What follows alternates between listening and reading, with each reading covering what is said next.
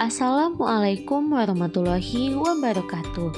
Kami dari kelompok 1 yang beranggotakan Andi Astama dengan NPM 2053 021001. Yang kedua ialah Indah Nabila Nur dengan NPM 2013 021037, Rahmawati Anissa Putri dengan NPM 2013 021045, Nisa Nurmala dengan NPM 2013 021047, Angelina Nela Muklis dengan NPM 2013 021049, dan Eka Dwi Puspitasari dengan NPM 2013 021059. Di sini kami akan membahas materi tentang teorema Pitagoras dan lingkaran.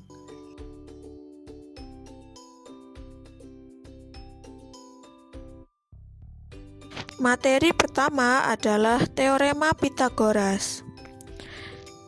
Kompetensi dasar teorema Pitagoras untuk pengetahuan yaitu 3.6 menjelaskan dan membuktikan teorema Pitagoras dan triple Pitagoras.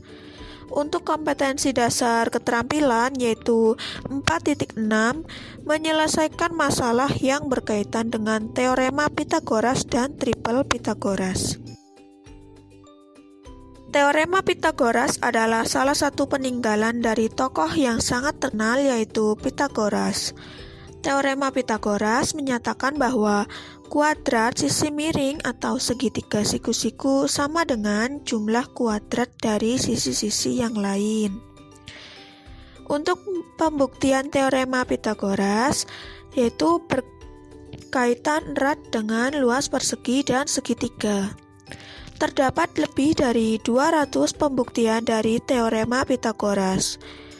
Elisa Scott Lumi mempublikasikannya pada tahun 1927, termasuk di dalamnya pembuktian oleh Pitagoras sendiri, oleh Euclid, Leonardo da Vinci, dan Presiden AS James Garfield.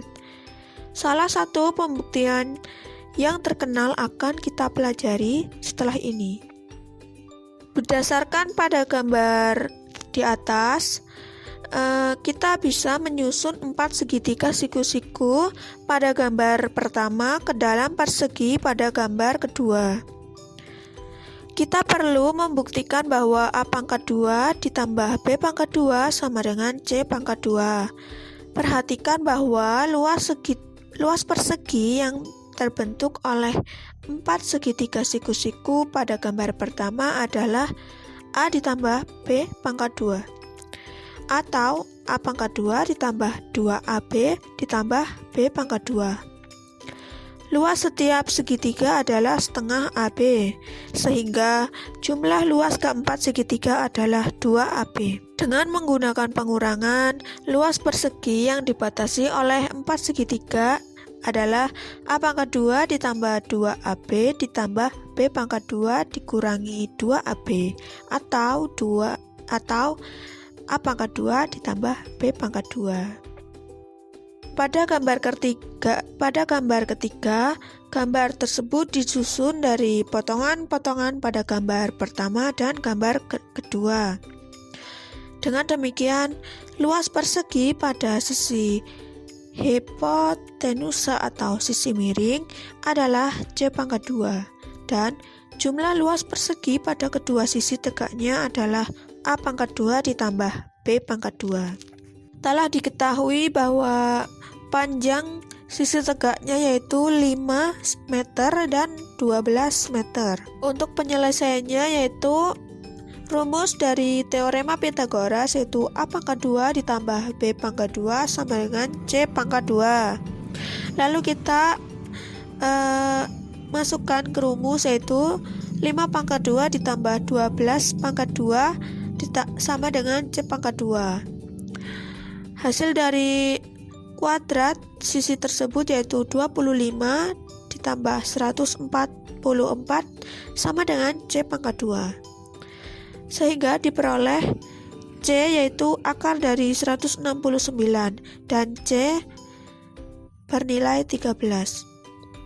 Jadi, panjang hipotenusa segitiga tersebut adalah 13 meter. Selanjutnya yaitu menerapkan teorema Pitagoras untuk menyelesaikan masalah. Pitagoras dapat diterapkan di berbagai bidang. Pitagoras dapat digunakan untuk menentukan jarak dua titik pada sistem koordinat, mengecek kesikuan benda dengan menggunakan teorema Pitagoras, dan juga untuk menentukan panjang diagonal sisi dan panjang diagonal ruang. Untuk contoh yang pertama yaitu tentukan jarak antara titik A min 5,3 dan titik B yaitu 3, min 4. Untuk penyelesaiannya yaitu yang pertama kita gambarkan terlebih dahulu kedua titik A dan titik B pada bidang kartesius. Setelah diketahui titik-titik tersebut, kita tarik garis sehingga menghubungkan kedua titik tersebut. Kemudian, tarik garis dari titik min 5,3 dan 3, min 4 yang sejajar dengan sumbu X dan sumbu Y. Dari langkah tersebut, kita peroleh suatu segitiga siku-siku dengan panjang sisi tegaknya 7 satuan dan 8 satuan. Sehingga kita bisa menggunakan teorema Pitagoras untuk menentukan jarak kedua titik tersebut. Dengan menggunakan teorema Pitagoras untuk menentukan jarak kedua titik tersebut, sehingga diperoleh yaitu akar dari 8 pangkat 2 ditambah 7 pangkat 2, sehingga diperoleh akar 113. Jadi jarak kedua titik tersebut adalah akar 113 satuan. Untuk contoh yang kedua, yaitu suatu hari Wahid dan Dani merencanakan akan pergi berlibur ke pantai. Wahid menjemput Dani untuk berangkat bersama-sama ke pantai. Rumah Wahid berada di sebelah barat rumah Dani, dan pantai yang akan mereka kunjungi terletak tepat di sebelah utara rumah Dani. Jarak rumah Wahid dan Dani adalah 15 km, sedangkan jarak rumah Dani ke pantai adalah 20 km. Jika kecepatan rata-rata bersepeda motor Wahid adalah 30 km per jam, tentukanlah selisih waktu yang ditempuh Wahid antara menjemput Dani dengan langsung berangkat sendiri ke pantai. Untuk penyelesaiannya, dari soal tersebut dapat diilustrasikan seperti pada gambar di samping. Dapat diketahui total jarak yang ditempuh Wahid menuju ke pantai adalah 15 ditambah 20, sehingga diperoleh 35 km. Sehingga dengan kecepatan rata-rata 30 km per jam, waktu yang dibutuhkan untuk sampai ke pantai adalah 30 km dibagi dengan 30 km per jam. Diperoleh yaitu 1,67 jam atau setara dengan 70 menit. Namun, jika Wahid tidak perlu menjemput Dani, maka menggunakan teorema Pitagoras dapat dicari jarak terpendek dari rumah Wahid ke pantai, yaitu akar dari 15 pangkat 2 ditambah 20 pangkat 2. Diperoleh yaitu akar 225 ditambah 400, diperoleh akar 256. Nilai dari akar 256 yaitu 25. Dengan kecepatan 30 km per jam, Wahid hanya memerlukan waktu 25 dibagi 30 yaitu 0,83 jam atau setara dengan 50 menit. Jadi, selisih waktu antara Wahid menjemput dengan tidak menjemput Dani yaitu 70 dikurangi 50, sehingga diperoleh yaitu 20 menit. Selanjutnya yaitu tentang kebalikan Pitagoras. Misalkan diketahui segitiga ACB dengan A, B, dan C adalah panjang sisi di hadapan sudut A, B, dan C. Kebalikan teorema Pitagoras mengakibatkan jika A pangkat 2 sama dengan B pangkat 2 ditambah C pangkat 2, maka segitiga ACB siku-sikunya di A. kedua yaitu jika B pangkat 2 ditambah A pangkat 2 ditambah C pangkat 2, maka segitiga ACB siku-sikunya di B. Yang ketiga, jika C pangkat 2 sama dengan A pangkat 2 ditambah B pangkat 2, maka segitiga ACB siku-siku di C. Yang selanjutnya yaitu menentukan jenis segitiga. Pada gambar pertama yaitu jika A pangkat 2 ditambah B pangkat 2 ternyata lebih besar atau lebih dari C pangkat 2, maka segitiga ACB merupakan segitiga lancip di C. Sisi C di hadapan sudut C. Untuk gambar kedua, yaitu jika A pangkat 2 ditambah B pangkat 2 sama dengan C pangkat 2, maka segitiga ACB merupakan segitiga siku-siku. Untuk gambar yang ketiga, jika A pangkat 2 ditambah B pangkat 2 kurang dari C pangkat 2, maka segitiga ACB merupakan segitiga tumpul di C. Untuk contohnya yaitu diketahui suatu segitiga dengan panjang ketiga sisinya berturut-turut 17 cm, 25 cm, dan 38 cm. Apakah segitiga yang dimaksud adalah segitiga siku-siku? Untuk penyelesaiannya, misalkan panjang sisi yang terpanjang dari segitiga tersebut adalah C, maka A sama dengan 17 cm, B 25 cm, dan C 38 cm. Sehingga untuk C pangkat 2 yaitu 38 pangkat 2 diperoleh yaitu 1444. Untuk A pangkat 2 ditambah B pangkat 2 yaitu 17 pangkat 2 ditambah 25 pangkat 2 diperoleh 289 ditambah 625 yaitu diperoleh 914. Karena C pangkat 2 tidak sama dengan A pangkat 2 ditambah B pangkat 2, berarti bahwa segitiga yang dimaksud bukan segitiga siku-siku. Karena pada hasil dari soal tersebut yaitu C pangkat 2 lebih dari A pangkat 2 ditambah B pangkat 2, maka segitiga tersebut merupakan segitiga tumpul. Triple Pythagoras. Normalnya, jika dua panjang sisi segitiga siku-siku diketahui, maka sisi lainnya dapat dihitung menggunakan rumus teorema Pythagoras.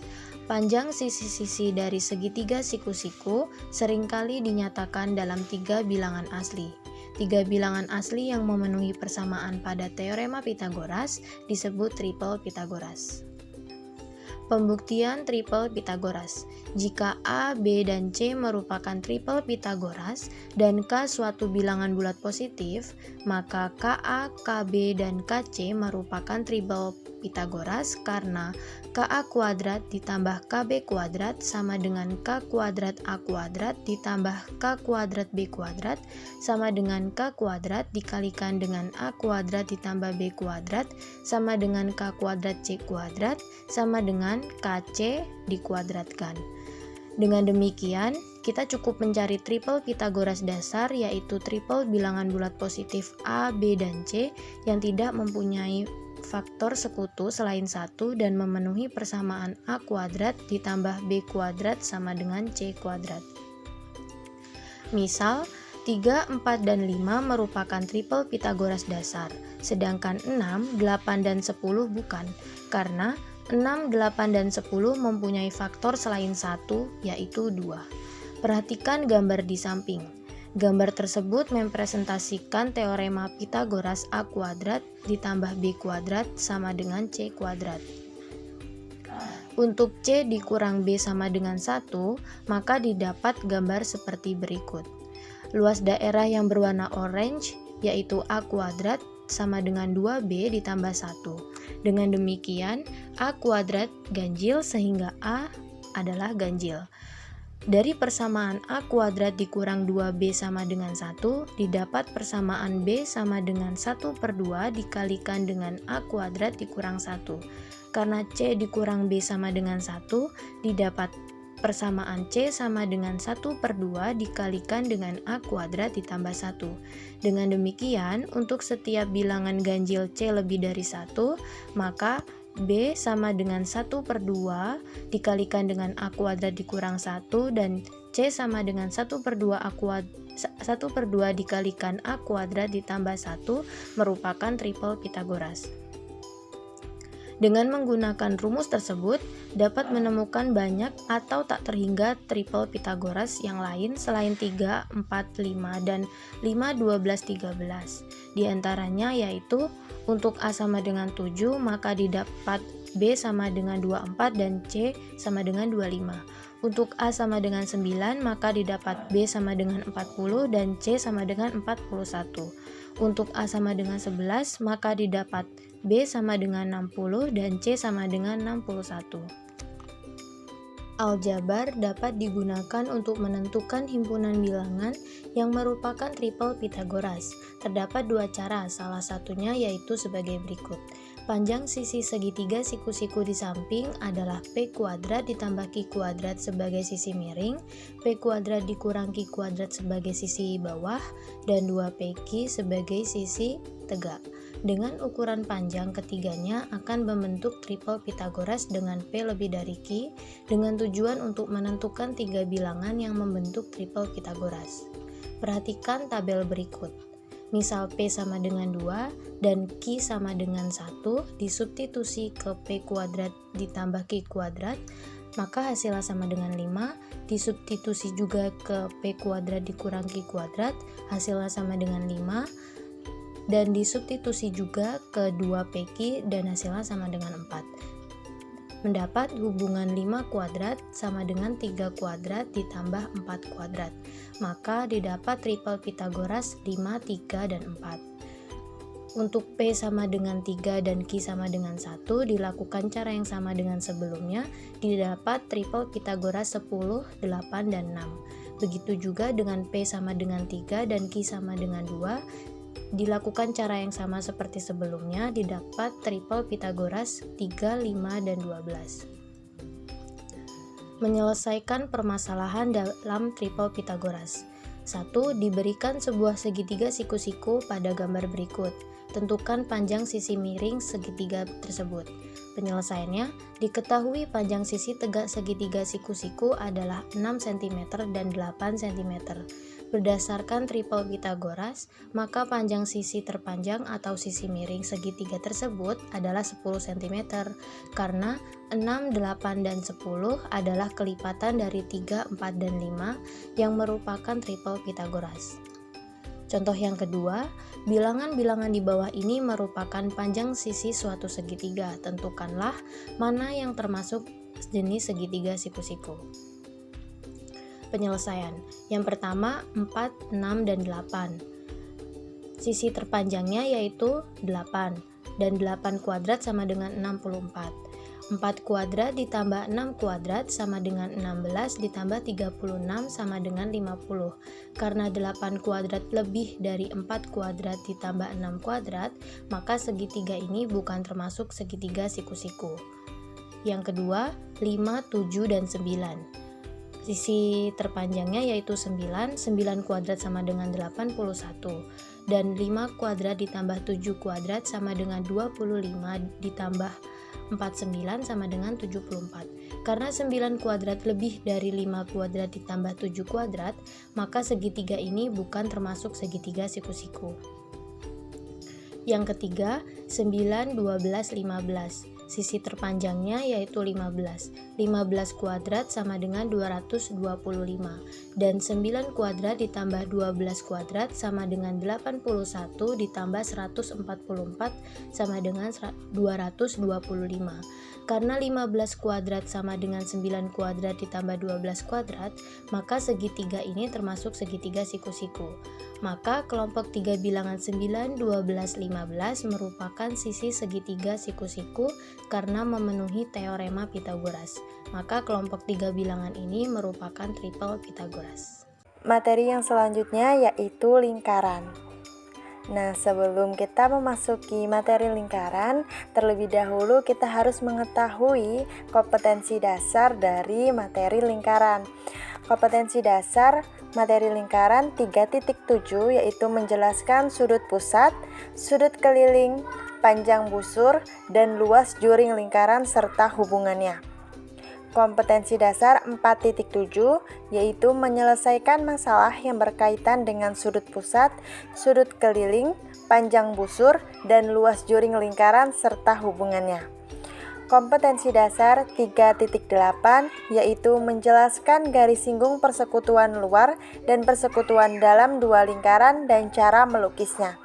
Kompetensi dasar 4.8 yaitu menyelesaikan masalah yang berkaitan dengan garis singgung persekutuan luar dan persekutuan dalam dua lingkaran. Kira-kira apa sih itu lingkaran? Bisa dilihat ya teman-teman, di situ pada slide PowerPoint yang ditampilkan itu ada tuh tabel yang menyatakan bahwa itu termasuk lingkaran dan bukan lingkaran. Nah, berdasarkan tabel dapat disimpulkan nih bahwa lingkaran merupakan suatu kurva tertutup sederhana yang membagi bidang menjadi dua bagian, yaitu bagian dalam dan bagian luar yang berjarak sama dengan satu titik tertentu. Nah, yang dimaksud titik tertentu itu adalah titik pusat lingkaran, sedangkan jarak yang sama adalah jari-jari lingkaran. Nah, selanjutnya kita akan mengenal terlebih dahulu nih unsur-unsur lingkaran itu ada apa aja sih. Nah, jadi unsur-unsur lingkaran itu ada yang berupa garis dan ada yang berupa luasan. Nah, yang pertama yaitu berupa garis. Unsur-unsur lingkaran berupa garis yang pertama yaitu ada busur. Ciri-ciri busur antara lain yang pertama berupa kurva lengkung, yang kedua berhimpit dengan lingkaran, yang ketiga jika kurang dari setengah lingkaran atau sudut pusat kurang dari 180 derajat disebut busur minor. Kemudian jika lebih dari setengah lingkaran atau sudut pusat lebih dari 180 derajat disebut busur mayor. Kemudian ciri-ciri yang terakhir yaitu busur setengah lingkaran berukuran sudut pusat sama dengan 180 derajat. Nah, untuk simbol dari busur bisa dilihat ya pada gambar yang tertera pada PPT yang ditampilkan, yaitu dia berupa kayak garis lengkung di atas garis gitu. Di atas nama garisnya ya teman-teman. Bisa dilihat juga itu ada contoh dari busur lingkarannya. Nah, selanjutnya yaitu unsur-unsur lingkaran berupa garis yang kedua yaitu jari-jari. Ciri-ciri dari jari-jari antara lain yang pertama berupa ruas garis, yang kedua menghubungkan titik pada lingkaran dengan titik pusat. Simbolnya yaitu bisa dilihat pada PPT yang ditampilkan yaitu dia berupa garis di atas gitu ya. Nah, itu bisa dilihat contohnya ada jari-jari OD, terus jari-jari PM, terus jari-jari QS. Unsur yang ketiga yang berupa garis yaitu ada diameter, itu antara lain yang pertama berupa ruas garis, yang kedua menghubungkan dua titik pada lingkaran, yang ketiga melalui titik pusat lingkaran. Nah, untuk penulisan simbolnya itu sama seperti penulisan simbol pada jari-jari tadi, yaitu berupa garis di atas gitu ya. Nah, untuk contoh dari diameter bisa dilihat pada gambarnya, itu ada diameter BD, diameter CM, terus diameter SO. Nah, unsur yang keempat yaitu ada tali busur. Ciri-ciri tali busur antara lain yang pertama berupa ruas garis, dan yang kedua menghubungkan dua titik pada lingkaran. Penulisan simbol tali busur ini sama seperti jari-jari dan diameter, yaitu berupa garis di atas gitu ya. Bisa dilihat contoh dari tali busurnya, itu ada tali busur FE, tali busur IR, terus tali busur SO. Nah, unsur yang kelima yang berupa garis yaitu ada apotema. Ciri-ciri apotema antara lain yang pertama berupa ruas garis, yang kedua menghubungkan titik pusat dengan satu titik di tali busur, dan yang ketiga yaitu tegak lurus dengan tali busur. Untuk penulisan simbol apotema yaitu garis di atas sama kayak tadi sebelum unsur-unsur sebelumnya. yaitu jari-jari, diameter, dan tali busur. Itu penulisan simbolnya sama, yaitu berupa garis di atas ya teman-teman. Nah, di situ ada contoh dari apotema, yaitu apotema OG, apotema PEKI. Nah, yang selanjutnya yaitu ada unsur-unsur lingkaran yang berupa luasan. Unsur-unsur lingkaran yang berupa luasan yang pertama yaitu ada juring. Ciri-ciri juring antara lain yang pertama yaitu berupa daerah di dalam lingkaran. Yang kedua dibatasi oleh 2 jari-jari dan 1 busur lingkaran.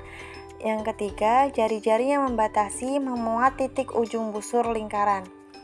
Bisa dilihat ya di situ contoh dari juring ya teman-teman semuanya, bisa dilihat pada gambarnya dan bisa diamati nih kayak mana sih juring itu. Nah, itu yang diarsir merah itulah yang dinamakan dengan juring ya teman-teman. Nah, yang kedua yaitu ada tembereng. Ciri-ciri dari tembereng yaitu antara lain yang pertama berupa daerah di dalam lingkaran, kemudian dibatasi oleh tali busur dan busur lingkaran. Nah, bisa dilihat contoh dari tembereng itu pada gambar yang tertera pada PPT yang disajikan. Nah, yang berwarna merah itulah yang dinamakan, yang diarsir merah ya teman, maaf. Yang diarsir merah itulah yang dinamakan dengan tembereng. Nah, kemudian yang ketiga yaitu ada sudut pusat. Ciri-ciri sudut pusat antara lain yang pertama terbentuk dari 2 sinar garis atau kaki sudut. Yang kedua, kaki sudut berhimpit dengan jari-jari lingkaran. Yang ketiga, titik sudut berhimpit dengan titik pusat lingkaran. Pada gambar di bawah ini, sudut pusat AOB ditulis simbol sudut pusat ya teman-teman, yaitu kayak sudut gitu AOB atau alfa. Sudut pusat JPG ditulis dengan simbol sudut JPG atau beta, dan sudut pusat kaki J ditulis menggunakan simbol yaitu simbol sudut kaki J atau theta. Nah, untuk contohnya bisa dilihat pada gambar yang tertera ya teman-teman. Selanjutnya yaitu tentang sudut pusat, sudut keliling, serta hubungannya. Yang pertama ialah definisi sudut pusat. Sudut pusat adalah daerah sudut yang dibatasi oleh 2 jari-jari lingkaran yang titik sudutnya merupakan titik pusat lingkaran. Pada gambar lingkaran di samping dengan pusat titik O, terdapat sudut AOC yang dibatasi oleh 2 jari-jari, yaitu OA dan OC. Sudut AOC disebut sudut pusat. Selanjutnya ialah definisi sudut keliling. Sudut keliling adalah sudut yang kaki sudutnya berhimpit dengan tali busur dan titik pusatnya berhimpit dengan suatu titik pada lingkaran. Pada gambar lingkaran berpusat di titik O, terdapat 2 tali busur AB dan BC yang berpotongan dan membentuk sudut ABC. Sudut ABC merupakan sudut keliling dan menghadap busur AB. Selanjutnya yaitu hubungan antara sudut pusat dan sudut keliling. Untuk mengetahui hubungan antara sudut pusat dengan sudut keliling, perhatikan gambar berikut. Sudut pusat AOB dan sudut keliling ACB pada lingkaran O di samping menghadap busur AB. Hubungan kedua sudut tersebut dapat diperagakan sebagai gambar berikut. Sehingga secara umum dapat disimpulkan bahwa hubungan antara sudut pusat dan sudut keliling yaitu jika sudut pusat dan sudut keliling menghadap busur yang sama, besar sudut pusat sama dengan 2 kali besar sudut keliling. Untuk lebih jelasnya mengenai hubungan antara sudut pusat dengan sudut keliling lingkaran yang menghadap busur yang sama, perhatikan terlebih dahulu gambar di bawah. Lingkaran di samping berpusat di titik O dan mempunyai jari-jari OA sama dengan OB sama dengan OC sama dengan OD sama dengan R. Misalkan sudut AOC sama dengan alfa dan sudut COB sama dengan beta, maka sudut AOB sama dengan alfa ditambah beta. Perhatikan segitiga BOD. Sudut BOD pelurus bagi sudut BOC, sehingga sudut BOD sama dengan 180 derajat dikurang beta. Segitiga BOD segitiga sama kaki. Karena OB sama dengan OD sama dengan R, sehingga sudut ODB sama dengan sudut OBD sama dengan setengah dikali 180 derajat dikurang sudut BOD. Karena sudut BOD sama dengan 180 derajat dikurang beta, maka diperoleh sudut ODB sama dengan sudut OBD sama dengan setengah dikali 180 derajat dikurang 180 derajat dikurang beta. Sudut ODB sama dengan setengah beta. Sekarang perhatikan segitiga AOD. Sudut AOD pelurus bagi sudut AOC, sehingga sudut AOD sama dengan 180 derajat dikurang alfa. Segitiga AOD adalah segitiga sama kaki, karena OA sama dengan OD sama dengan R, sehingga sudut ODA sama dengan sudut OAD sama dengan setengah dikali 180 derajat dikurang sudut AOD. Sudut ODA sama dengan sudut OAD sama dengan setengah dikali 180 derajat dikurang 180 derajat dikurang alfa. Maka sudut ODA sama dengan sudut OAD sama dengan setengah alfa. Dengan demikian, menggunakan persamaan sudut ODB sama dengan setengah beta dan ODA sama dengan setengah alfa, maka besar sudut ADB dapat dicari sebagai berikut. Sudut ADB sama dengan sudut ODA ditambah sudut ODB. Sudut ADB sama dengan setengah beta ditambah setengah alfa. Sudut ADB sama dengan setengah dikali beta ditambah alfa. Sudut ADB sama dengan setengah sudut AOB, atau besar sudut AOB sama dengan 2 kali besar sudut ADB. Karena sudut AOB adalah sudut pusat dan sudut ADB adalah sudut keliling di mana keduanya menghadap sudut AB, maka dapat disimpulkan sebagai berikut, yaitu jika sudut pusat dan sudut keliling menghadap busur yang sama, maka besar sudut pusat sama dengan 2 kali besar sudut keliling. Selanjutnya ialah contoh soal. Soal yang pertama yaitu sebuah lingkaran berpusat di titik O seperti pada gambar berikut. Tentukan besar sudut AOB. Jawabannya yaitu sudut AOB adalah sudut pusat yang menghadap busur yang sama dengan sudut ACB yang merupakan sudut keliling. Hubungan antara sudut AOB dan sudut ACB dengan demikian adalah sudut AOB sama dengan 2 kali sudut ACB, sehingga sudut AOB sama dengan 2 dikali 55 derajat sama dengan 110 derajat. Sehingga besar sudut AOB adalah 110 derajat. Selanjutnya contoh soal kedua. Perhatikan gambar di samping. Pusat lingkaran berada di titik O. Jika sudut ABE ditambah sudut ACE ditambah sudut ADE sama dengan 96 derajat, maka besar sudut AOE adalah, jawabannya yaitu sudut ABE sama dengan sudut ACE dan sudut ADE adalah 3 sudut yang sama besarnya.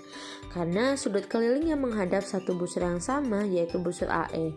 Misalkan besarnya adalah X. Maka sudut ABE ditambah sudut ACE ditambah sudut ADE sama dengan 96 derajat. X ditambah X ditambah X sama dengan 96 derajat.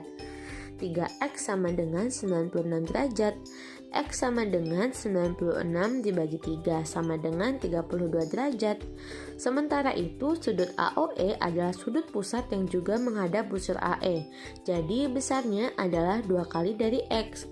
Sudut AOE sama dengan 2X sama dengan 2 dikali 32 sama dengan 64 derajat. Sehingga didapat besar sudut AOE adalah 64 derajat. Materi yang selanjutnya yaitu menentukan panjang busur dan luas juring serta hubungannya. Yang pertama yaitu menentukan panjang busur lingkaran. Busur adalah garis lengkung yang merupakan bagian dari keliling lingkaran. Maka untuk menentukan panjang busur lingkaran digunakan perbandingan dengan keliling lingkarannya. Untuk memudahkan kita, maka perhatikan gambar berikut. Pada gambar, terdapat sebuah lingkaran dengan titik pusat O dan busur lingkaran AC, serta jari-jarinya adalah R. Jika sudut pusat busur AC adalah sudut AOC dan sudut pusat keliling lingkaran adalah 360 derajat, maka akan didapat perbandingan senilai, yaitu sudut AOC per 360 derajat sama dengan panjang busur AC per keliling lingkaran. Sehingga dari perbandingan tadi diperoleh panjang busur AC sama dengan, seharusnya sudut AOC per 360 derajat dikali keliling lingkaran. Sehingga panjang busur AC sama dengan sudut AOC per 360 derajat dikali 2VR. Untuk lebih memahami, perhatikan contoh soal. Pak Amir ingin membuat talang hujan berbentuk juring lingkaran dan pada rongganya menggunakan selang seperti gambar berikut. Jika diketahui OA sama dengan OB sama dengan 21 cm dan sudut AOB sama dengan 90 derajat, maka berapakah panjang AB untuk membuat talang air hujan tersebut? Jawab, diketahui OA sama dengan OB sama dengan 21 cm dan sudut AOB sama dengan 90 derajat. Kemudian pada soal tidak terdapat berapa nilai V-nya, sehingga bisa kita gunakan V sama dengan 22/7. Kemudian penyelesaiannya, panjang busur AB sama dengan sudut AOB per 360 derajat dikali 2VR sama dengan 90 derajat per 360 derajat dikali 2 dikali 22/7 dikali 21 cm sama dengan 1/4 dikali 2 dikali 66 cm sama dengan 33 cm. Sehingga panjang dari busur AB sama dengan 33 cm. Yang selanjutnya, luas juring lingkaran. Juring adalah daerah yang merupakan bagian dari daerah atau luas lingkaran. Maka, untuk menentukan luas juring lingkaran digunakan perbandingan dengan luas lingkarannya. Nah, untuk mempermudah kita dalam menentukan luas juring lingkaran, kita perhatikan gambar berikut. Pada gambar terdapat sebuah lingkaran dengan titik pusat O dan juring lingkarannya adalah AOB serta jari-jarinya adalah R.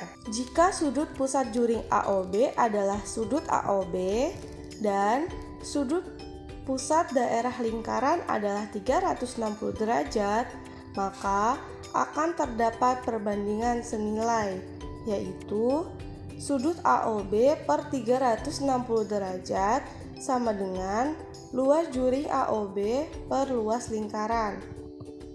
Sehingga diperoleh luas juring AOB sama dengan, seharusnya sudut AOB per 360 derajat dikali luas lingkaran. Sehingga luas juring AOB sama dengan sudut AOB per 360 derajat dikali VR kuadrat.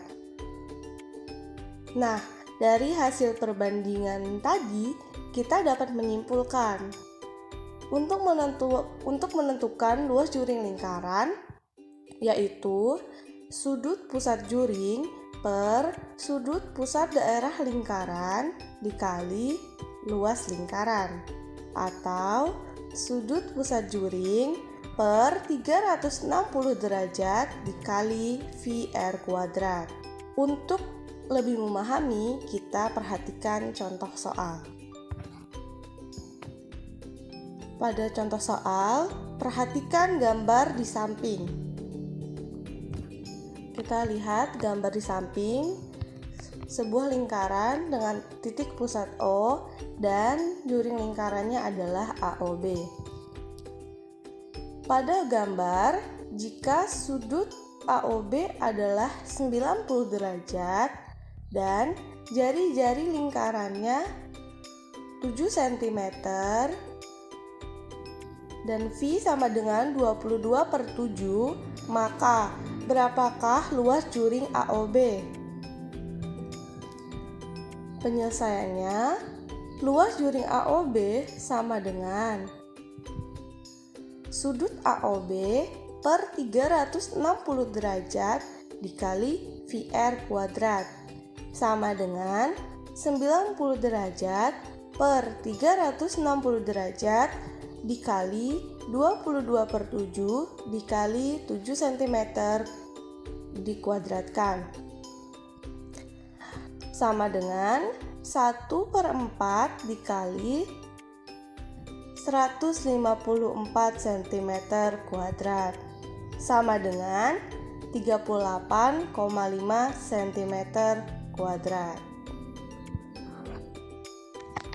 Selanjutnya, hubungan antara sudut pusat, panjang busur, dan luas juring lingkaran.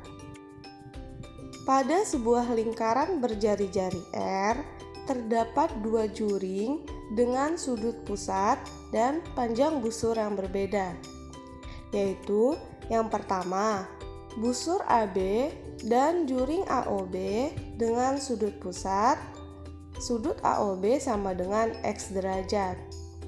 Lalu yang kedua, busur CD dan juring COD dengan sudut pusat, sudut COD sama dengan Y derajat. Dari lingkaran ini, kita dapat membuat beberapa perbandingan, antara lain perbandingan panjang busur AB dan CD adalah panjang busur AB per panjang busur CD sama dengan sudut AOB per 360 derajat dikali 2 VR per sudut COD per 360 derajat dikali 2 VR, sehingga diperoleh panjang busur AB per panjang busur CD sama dengan sudut AOB per sudut COD. Dan ini kita anggap perbandingan pertama. Kemudian perbandingan kedua yaitu perbandingan luas juring AOB dan COD. Luas juring AOB per luas juring COD sama dengan sudut AOB per 360 derajat dikali VR kuadrat per sudut COD per 360 derajat dikali VR kuadrat, sehingga diperoleh luas juring AOB per luas juring COD sama dengan sudut AOB per sudut COD, dan ini merupakan hasil dari perbandingan kedua. Nah, dari perbandingan 1 dan perbandingan 2, kita memperoleh hubungan dari sudut pusat, panjang busur, dan luas juring, yaitu sudut AOB per sudut COD sama dengan panjang busur AB per panjang busur CD sama dengan luas juring AOB per luas juring COD. Untuk lebih memahami, kita perhatikan contoh soal. Pada contoh soal terdapat gambar. Nah, pada gambar tersebut, jika sudut POR sama dengan 72 derajat dan sudut TOS sama dengan 108 derajat, serta luas juring POR sama dengan 150 cm kuadrat. Maka, hitunglah luas juring TOS. Untuk menjawab ini, kita dapat menggunakan perbandingan yang diperoleh dari hubungan dari sudut pusat, panjang busur, dan luas juring, yaitu sudut POR per sudut TOS sama dengan luas juring POR per luas juring TOS. Sehingga 72 derajat per 108 derajat sama dengan 150 cm kuadrat per luas juring TOS. Luas juring TOS sama dengan 108 dikali 150 cm kuadrat per 72. Sehingga luas juring TOS sama dengan 225 cm kuadrat. Nah, materi selanjutnya yaitu garis singgung persekutuan luar dua lingkaran. Nah, jadi apa sih yang dimaksud dengan garis singgung persekutuan luar? Yaitu adalah garis singgung persekutuan yang berada di bagian luar dua buah lingkaran. Oke, langsung aja ke cara pembuatan garis singgung persekutuan luar dua lingkarannya, yaitu yang pertama, lukislah dua buah lingkaran yang masing-masing berpusat di titik A dan B dengan jari-jari R1 dan R2. Bisa juga kita gunakan R besar untuk lingkaran yang berpusat di titik A, kemudian R kecil untuk jari-jari yang berpusat di titik B. Kemudian hubungkan kedua titik pusat tersebut seperti terlihat pada gambar ya. Nah, kemudian yang kedua yaitu lukislah busur lingkaran yang berpusat di titik A dan B sehingga berpotongan di titik C dan D. Kemudian hubungkan titik C dan D tersebut sehingga memotong ruas garis AB di titik E. Nah, seperti terlihat pada gambar ya. Nah, di sini ada titik C dan D itu dihubungkan, kemudian memotong garis AB. Nah, titik perpotongan dari garis CD dan AB ini kita beri nama, kita beri simbol E. Nah, kemudian yang C, lukislah lingkaran dengan pusat di titik E dengan jari-jari EA. Oke. Nah, kemudian seperti terlihat pada gambar ya. Nah, kemudian yang keempat, lukislah lingkaran dengan pusat di titik A dengan jari-jari R besar atau R kecil sedemikian sehingga memotong lingkaran yang berpusat di titik E di titik-titik X dan Y. Kemudian hubungkan titik A dengan titik X dan titik A dengan titik Y sehingga memotong lingkaran A di titik E, F, dan G. Yang kelima, lukislah lingkaran yang berpusat di titik F dengan jari-jari XB sehingga memotong lingkaran B di titik H. Kemudian lukis juga lingkaran dengan pusat di titik Y dengan jari-jari YB sehingga memotong lingkaran B di titik I. Nah, seperti terlihat pada gambar ya. Kemudian yang ke-6, hubungkan titik F dengan titik H dan titik G dengan titik I sehingga terbentuk garis FH dengan garis GI. Garis-garis FH dan GI yang terbentuk merupakan garis singgung persekutuan luar dari lingkaran A dan lingkaran B-nya. Nah, masuk ke materi selanjutnya yaitu menentukan panjang garis singgung persekutuan luarnya. Nah, perhatikan gambar berikut. Nah, di gambar tersebut garis singgungnya yaitu garis AB. Perhatikan gambar di atas, dibuat garis SQ sejajar dengan garis singgung AB. Panjang AS sama dengan BQ sama dengan R. Dan PS sama dengan PA dikurang SA sama dengan R besar dikurang R kecil. Serta panjang PQ sama dengan P atau P itu yaitu jarak antar kedua pusat. Dan SQ sama dengan AB sama dengan D atau D yaitu garis singgungnya. Perhatikan segitiga PQS dengan sudut siku-siku di S. untuk menentukan panjang garis singgung persekutuan luarnya dengan menggunakan teorema Pythagoras. PQ kuadrat sama dengan SQ kuadrat ditambah PS kuadrat. SQ kuadrat sama dengan PQ kuadrat dikurang PS kuadrat. Atau kita bisa menggunakan simbol-simbol tadi ya, D kuadrat sama dengan P kuadrat dikurang R besar dikurang R kecil dikuadratkan.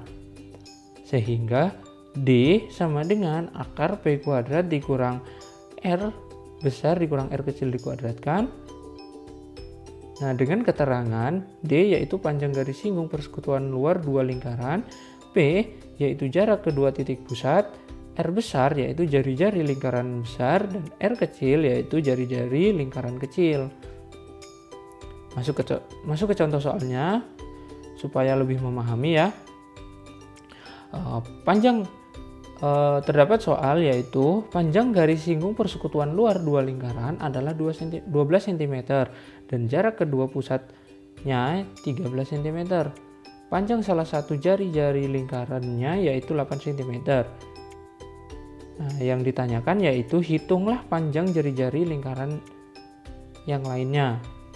Dengan penyelesaian diketahui D sama dengan 12 cm, R sama dengan 8 cm, P sama dengan 13 cm. Yang ditanyakan yaitu R kecilnya.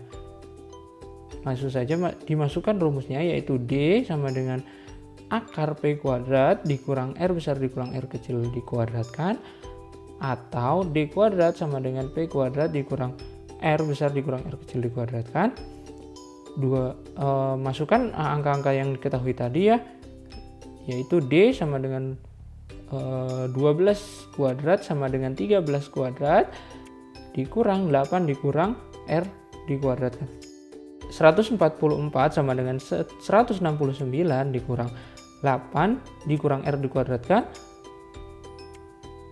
8 dikurang R dikuadratkan sama dengan 169 dikurang 144. 8 dikurang R dikuadratkan sama dengan 25. 8 dikurang R sama dengan akar 25. 8 dikurang R sama dengan 5. R sama dengan 8 dikurang 5. Didapat R kecil sama dengan 3 cm.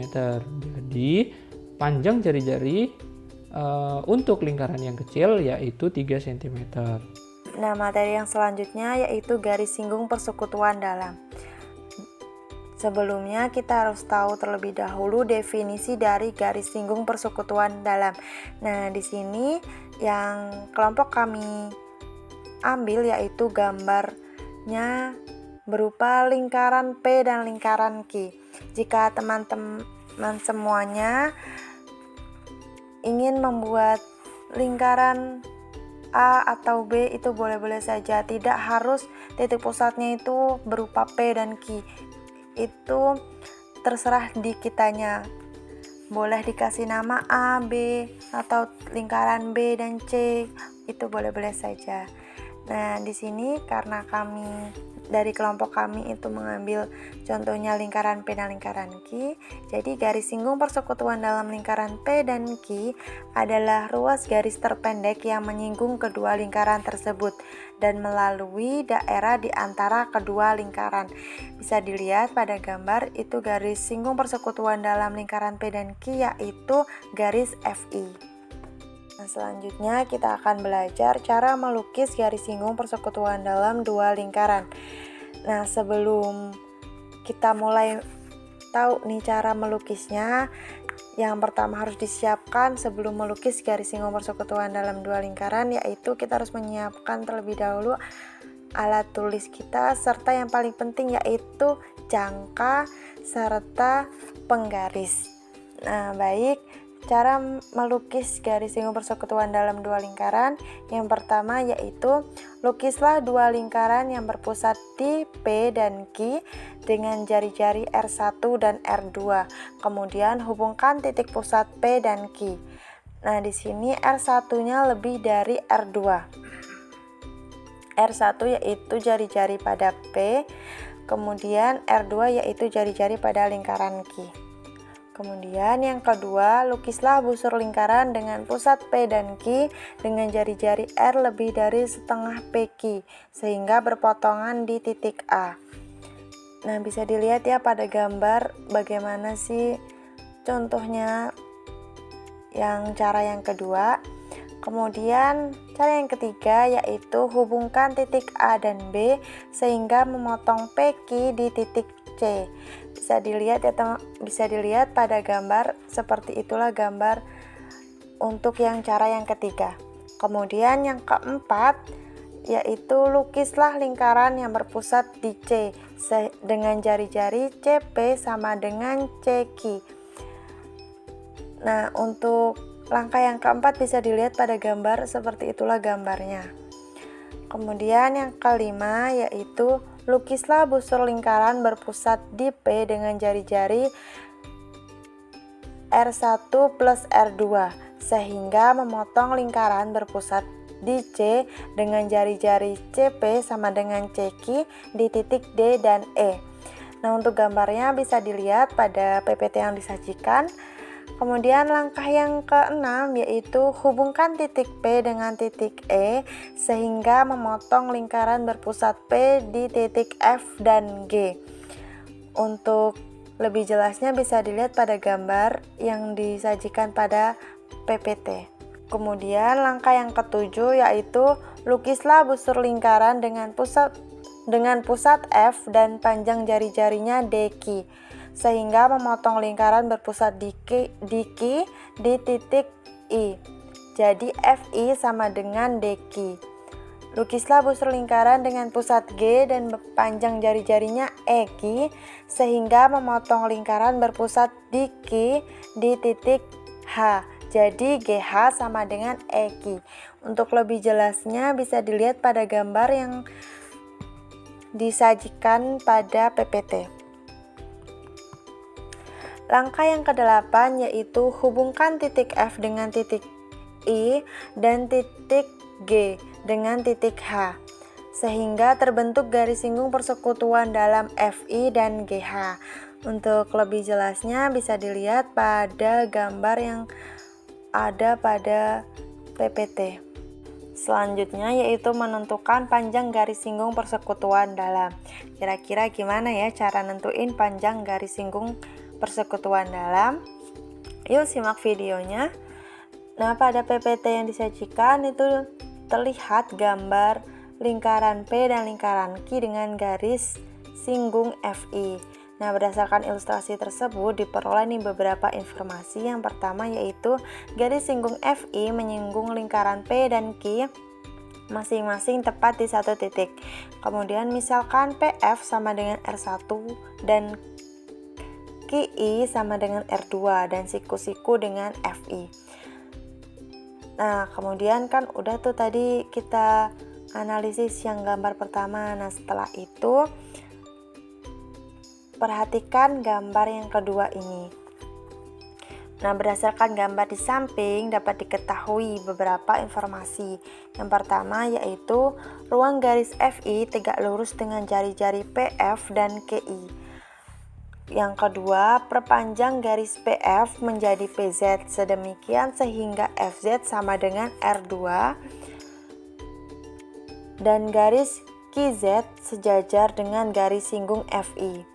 Yang ketiga, misalkan PQ sama dengan P, yaitu jarak kedua pusat lingkaran, serta QZ sama dengan FI sama dengan D, atau garis singgung lingkaran.